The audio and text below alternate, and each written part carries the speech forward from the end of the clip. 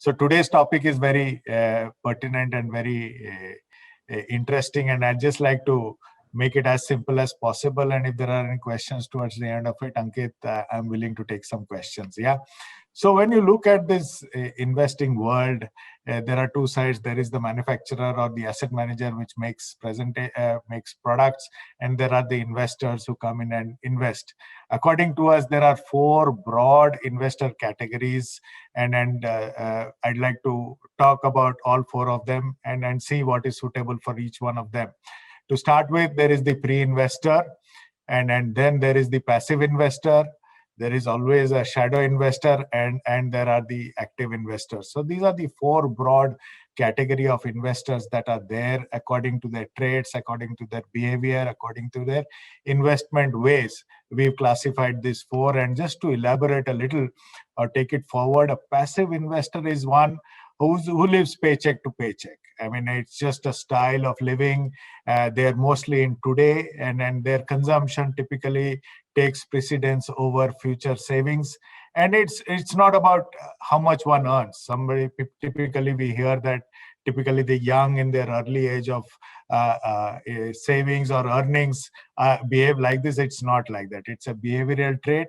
There are enough people who live this life, and I'm not here to comment whether that is right or this is not right. I'm just pointing out a way of an investor. It's across age group, and it's a way of life. I mean, they live their life per day, and normally give today more importance than tomorrow.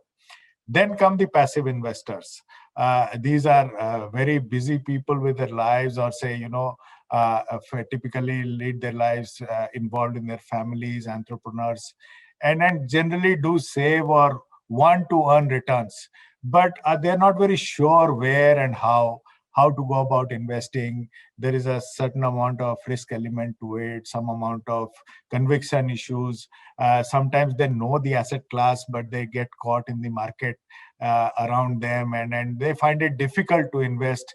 And then broadly, when you look at the country like India, 90% of people fall in this category. They probably need a little bit of nudge. They probably need a little bit of push or a little bit of knowledge to enter into the world of investing. But make no mistake, they want to invest. They would like to save. That is the broad part of the country as we speak, because the penetration of financial investing is a little low. And that's why the number of passive investors at this moment in the country is fairly large. Then there are the shadow investors. These are people who have very good understanding of investment. They know the strategies or the way the different asset classes behave. They can differentiate between one fund manager and the other. And that's not just on performance or past performance. They dig a little into the styles of fund managers and invest accordingly. If you get into their basic psyche, they have enough knowledge on the economy or the financial markets. But due to lack of time or whatever, they prefer taking the fund management route for their investors. These are typically people who invest in mutual funds and rely on the fund management expertise to take their investments forward. That is what we term as shadow investors. And finally, there are the active investors. These are evolved people who know and invest in asset classes themselves. They definitely know what the markets are. They have very high level of expertise and domain knowledge. They have enough time and resources to do their own research on various sectors, various categories, or various asset classes, and they rely on their own expertise and take their own calls in the market. These are typically who invest directly in the stock market, and they are we would term them as active investors.